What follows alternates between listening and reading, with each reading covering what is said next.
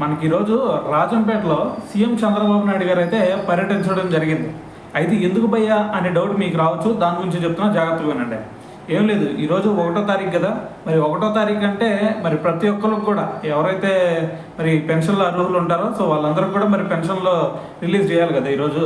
So మరి దీంట్లో భాగంగానే ఫస్ట్ చంద్రబాబు నాయుడు గారు రాజంపేటలో పర్యటించి అక్కడ ఎవరైతే మరి పథకాలకి లబ్ధిదారులు ఉంటారో సో వాళ్ళందరూ కూడా మరి పెన్షన్లు మాత్రమే కాదు, మిగతా పథకాలు ఏవైతే కూటమి ప్రభుత్వం రిలీజ్ చేస్తుందో అవన్నీ కూడా వాళ్ళకి అందుతున్నాయా లేదా అని చెప్పేసి ప్రతి ఒక్కరు కూడా అడిగి తెలుసుకోవడం జరిగిందనమాట.